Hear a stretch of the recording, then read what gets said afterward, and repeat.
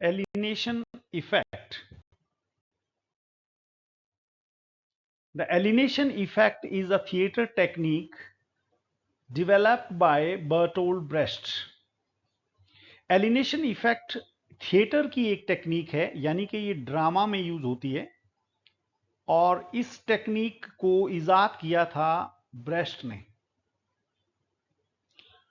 Bertolt breast एक dramatist हैं जो थिएटर की टेक्निक और थिएटर की थियरी के बारे में बहुत फेमस हैं, और उन्होंने इसको इजाद किया था एलिनेशन इफेक्ट। एलिनेशन का वैसे जनरल मीनिंग होता है एकांत। अब ये क्या टेक्निक है? He believed that traditional plays made the audience feel too emotionally involved. Breast का ये मानना था कि जो ट्रेडिशनली जो प्लेज होते हैं वो जब स्टेज पर एक्ट किए जाते हैं तो वो ऑडियंस को, देखने वाले लोगों को इमोशनली इन्वॉल्व कर लेते हैं, और कैरेक्टर्स के दुख के साथ दर्शकों की आंखों में आंसू आ जाते हैं। कैरेक्टर जब खुश होता है तो दर्शक खुश हो जाते हैं, और दर्शक जो है अपने आप को स्टेज पर एक्टिंग कर रहे कैरेक्टर के साथ आइडेंटिफाई करने लगते हैं। Which stop them from thinking clearly about social problems. अगर कैरेक्टर के साथ आप अपने आप को आइडेंटिफाई करने लग गए तो ब्रेस्ट का मानना है कि आप सोशल प्रॉब्लम्स को, उनके बारे में क्लियरली सोच नहीं पाएंगे। यानी कि ब्रेस्ट ये मानते थे कि कैरेक्टर के साथ आपने अपने आप को आइडेंटिफाई नहीं करना है, आपने ऑब्जेक्टिवली चीजों को देखना है, ठीक क्या है और गलत क्या है। आपने कैरेक्टर के साथ बहुत ज्यादा इन्वॉल्व नहीं होना है, अपने आप को कैरेक्टर नहीं मानना है, और अपने आप को ड्रामा की स्टोरी से अलग रखना है। वही एलिनेशन इफेक्ट है। टू सॉल्व दिस, इस समस्या को सॉल्व करने के लिए Brecht used methods that made ordinary events on the stage seem strange and unexpected. अगर स्टेज पर जो कुछ हो रहा है वो बड़ा ही नेचुरल और हमारे लाइफ का हिस्सा लग रहा है तो आप कैरेक्टर के साथ अपने आप को पहचानने लगेंगे कि ये कैरेक्टर जो है ये मेरे जैसा है, ऐसा मानने लगेंगे। लेकिन अगर स्टेज के ऊपर चीजें जो हो रही है वो बड़ी ही स्ट्रेंज हैं, बड़ी ही अनएक्सपेक्टेड हैं, तो फिर आप कैरेक्टर के साथ अपने आप को आइडेंटिफाई नहीं करेंगे।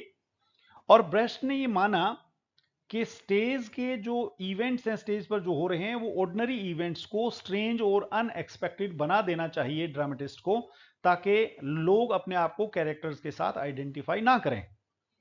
और इस तरह से कैरेक्टर और दर्शक के बीच एक गैप हो जाएगा। वो डिस्टेंसिंग, वो जो गैप हो जाएगा, प्रिवेंटेड द ऑडियंस, वो ऑडियंस को इस चीज से बचा के रखेगा कि वो अपने आप को कैरेक्टर के साथ बहुत क्लोजली आइडेंटिफाई ना करें। Instead of feeling he wanted them to observe, जज एंड थिंक। बजाय के कैरेक्टर की भावना में बहने के, उसकी फीलिंग में साथ शामिल होने के, ब्रेस्ट ये चाहते थे कि ऑडियंस ध्यान से चीजों को ऑब्जर्व करें, चीजों को जज करें और उनके बारे में सोचे, बजाय के भावना में बहने के। The main purpose of alienation effect was to encourage the audience to look at society critically. समाज को क्रिटिकली देखना और इसके लिए प्रेरित करना ऑडियंस को, ये मेन पर्पस था एलिनेशन इफेक्ट का। And to realise that social conditions can be changed, और साथ साथ ये रियलाइज करना कि सोशल कंडीशंस तो चेंज हो सकती हैं। To realise that social conditions can be change, समाज की जो स्थिति है, वो बुरी स्थिति है, प्लेज में दिखाई जाती है, उसको चेंज किया जा सकता है। इन सिंपल टर्म्स, सीधे शब्दों में बात करें तो Brecht wanted people to watch a play and say why a society like this. Brecht ये चाहते थे कि प्ले देखने के बाद दर्शक ये कहें कि समाज ऐसा क्यों है, what can we do about it, इसके बारे में हम क्या कर सकते हैं। Instead of just feeling sorry for the characters, सिवाय कैरेक्टर्स के बारे में सॉरी फील करने के, एहसास ये हो कि ये क्यों हो रहा है और हम इसे ठीक करने के लिए क्या कर सकते हैं।